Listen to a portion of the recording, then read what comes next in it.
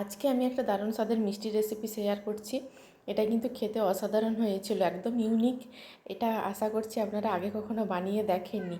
তো এইভাবে একবার বানিয়ে দেখবেন, দারুণ লাগে খেতে কিন্তু। তো লাচ্ছা সিমাই অনেকের বাড়িতেই থাকে। এইভাবে যদি লাচ্ছা সিমাইকে মিষ্টির আকারে বানিয়ে নিতে পারেন তাহলে কিন্তু খুব সুন্দর লাগে খেতে। একবার এইভাবে বানিয়ে দেখবেন। প্রথমে আমি লাচ্ছা সিমাইটাকে নিয়েছি, দিয়ে একদম হাত দিয়ে গুঁড়ো গুঁড়ো করে ভেঙে নিয়েছি।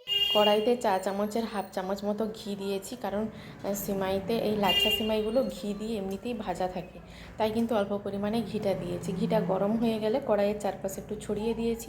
তারপর ওই লাচ্ছা সিমাইগুলো দিয়ে একটু লাল লাল করে ভেজে তুলে রেখে দেবো। তারপর এদিকে ওই কড়াইয়ের মধ্যেই আবারও দুধ নিয়ে নিলাম। দুধটা নিয়েছি আমি প্রায় 300 গ্রাম মতো দুধ নিয়েছি।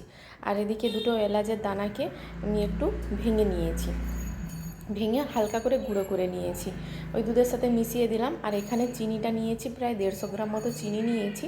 চিনিটাও দুধের সঙ্গে ভালোভাবে মিশিয়ে দেব। চিনিটা যতক্ষণ না গলে যাচ্ছে ততক্ষণ অপেক্ষা করব। চিনিটা বেশ ভালোভাবে গলে গেলে তারপরে এখানে আমি ছানা কাটিয়ে রেখেছিলাম। 700 গ্রাম দুধের মতো ছানা ছিল এখানে। তো ছানাটাকে আমি বেশ ভালো করে একটু মথে নিয়েছি হাতের সাহায্যে। আর মথে নেওয়ার ফলে কি হয়, ছানাটা একদম মসৃণ হয়, তাই জন্য মথে নিয়েছি। তো দুধের সঙ্গে ছানাটা বেশ ভালোভাবে মিশিয়ে দিচ্ছি।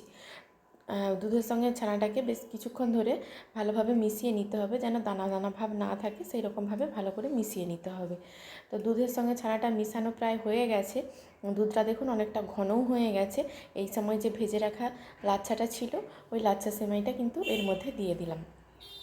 দেওয়ার পরেই কিন্তু অনবরত নাড়তে হবে, কন্টিনিউ নেড়ে যেতে হবে, কারণ লাচ্ছা সেমাইটা দেওয়ার পর কিন্তু দুধটা একদম ঘন হয়ে যায়। ঠিক 2 মিনিট মতো চেড়ে নিতে হবে, তাহলেই কিন্তু একদম ঘন হয়ে যাবে।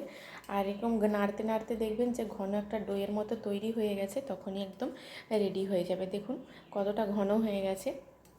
ঠিক আমি 2 মিনিট মতো নাড়াচাড়া করে নিয়েছিলাম, দেখুন একদম দইয়ের মতো একটা পরিণত হয়ে গেছে। আর এই সময় কিন্তু নাড়াচাড়া করে গ্যাসের ফ্লেমটা বন্ধ করে দিতে হবে।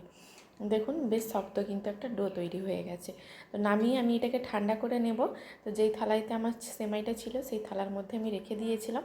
5 মিনিট মতো রেখে দিয়েছিলাম, একটু অল্প ঠান্ডা হয়ে গেছে, যেন হাতে সহ্য করা যাচ্ছে। এরকম গরম থাকা অবস্থাতে কিন্তু গোল গোল করে লাড্ডুর মতো বানিয়ে নিতে হবে, তাহলে কিন্তু ভালোভাবে লাড্ডুগুলো হয়ে যায়। ঠান্ডা হয়ে গেলে এতটা ভালো করে কিন্তু গোল গোল আকার হয় না, তাই কিন্তু আমি হালকা গরম থাকা অবস্থাতেই আমি এই বলগুলো করে নিচ্ছি। তো এদিকে আমার মেয়েও কিন্তু একটা একটা করে আমি করছি, ও ওই ছোটো ছোটোগুলো কিন্তু করে নিচ্ছে। দেখুন, তো আমি কিছু বানাবো, ও থাকবে না, সে তা কখনো হয় নাকি। তো ওর ছোটোগুলোকেও আমি একবারে বড় করে করতে বললাম, তো ও একটা বড় করে করে নিয়েছে। দেখুন লাড্ডুগুলো দেখতে কতটা সুন্দর হয়েছে, খেতেও কিন্তু অপূর্ব হয়েছিল। একবার বলছি, একবার বাড়িতে বানিয়ে দেখতে পারেন এইভাবে। তো কিছু পেস্তাকে গ্রেট করে নিয়েছিলাম, ওই পেস্তাগুলোই ওর মধ্যে সাজিয়ে দিলাম দেখতে সুন্দর লাগার জন্য। দেখতেও যেমন সুন্দর হয়েছে, খেতেও কিন্তু অসাধারণ হয়েছিল। আর লাড্ডুগুলো দেখুন, একটা আমি দেখাচ্ছি তুলে, একদম নরম, কিন্তু ঠান্ডা হয়ে গেছে। ঠান্ডা হয়ে যাওয়ার পরেও কিন্তু লাড্ডুগুলো বেশ নরম ছিল। আমার এই ছানা দিয়ে লাড্ডু রেসিপিটা আপনাদের কেমন লেগেছে অবশ্যই কমেন্ট বক্সে কমেন্ট করে জানাবেন। আর ভালো লাগলে লাইক শেয়ার করতে ভুলবেন না, চ্যানেলটি সাবস্ক্রাইব করবেন।